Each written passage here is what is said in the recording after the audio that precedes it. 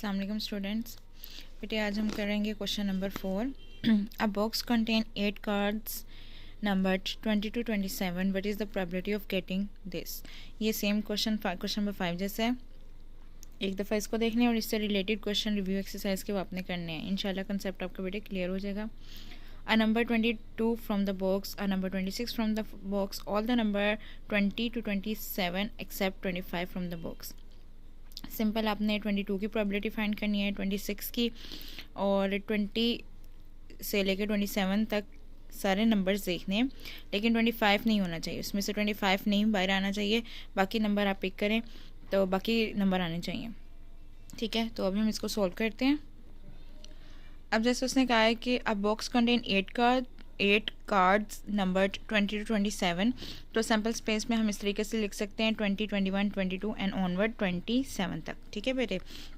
So sample space, number of element in sample space आपके पास हो जाएंगे 8। Let A B the event of getting number 22। वो कहते हैं कि फर्स्ट कर लें ए आपके पास इवेंट है नंबर गेट करने का 22, क्योंकि पहला क्वेश्चन आपका था कि 22 नंबर आना चाहिए। तो इसकी प्रोबेबिलिटी फाइंड करेंगे। सिंपल सैम्पल स्पेस में आपके पास 8 आ जाएंगे और इवेंट आपके पास सिर्फ 22 आना चाहिए, तो वो आएगा आपके पास 1। तो इस पे फॉर्मूला अप्लाई करेंगे। प्रोबेबिलिटी ऑफ इवेंट ए, तो number of element in A and number of element in sample space. Values put की, आपके पास 1/8 आ गया, तो इसकी प्रोबेबिलिटी आई आपके पास 1/8। इसी तरीके से let B be the event of getting 26। इसी तरह 26 नंबर देखना था, उसको हमने बी कह दिया और उसमें एलिमेंट हो गए 1। सैम्पल स्पेस में आपके पास एलिमेंट 8 थे।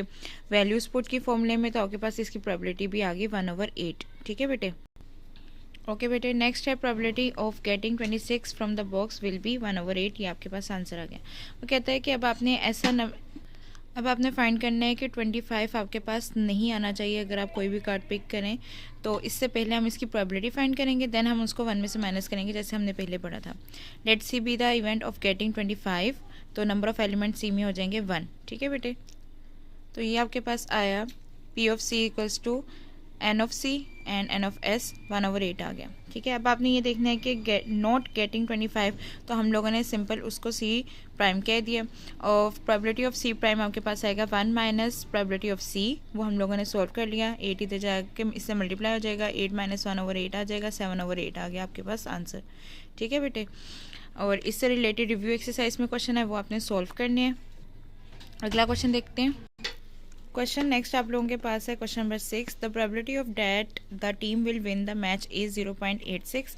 आपके पास प्रोबेबिलिटी गिवन है। What is the probability that team will not win the match. आपने वो प्रोबेबिलिटी फाइंड करनी है जब टीम मैच जीते ना, यानी आपके पास पी ऑफ ए गिवन है और आपने नॉट फाइंड करना है, मतलब यानी कि प्रोबेबिलिटी फाइंड करनी है कि टीम मैच विन ना करे, तो आपने सिंपल 1 माइनस पी ऑफ ए कर देना है।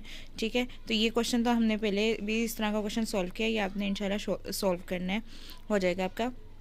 और साथ में आपको पीडीएफ भी इंशाल्लाह सेंड कर दूंगी, तो आप अपने क्वेश्चन से एक दफ़ा देख लीजिएगा। इसी तरह next question, probability that tomorrow's temperature will be 0.45। Find out the probability that the temperature will not be 0.45। इसी तरीके से हम दोबारा 1 में से माइनस कर देंगे। ये प्रोबेबिलिटी आपको गिवन है, इसको 1 में से माइनस करेंगे तो आपके पास आ जाएगी probability of temperature will not be 0.45। ठीक है बेटे। तो इनसे रिलेटेड क्वेश्चन है रिव्यू में, वो भी मैं आपको बता देती हूँ। आपने इंशाल्लाह ये क्वेश्चन सॉल्व करने हैं।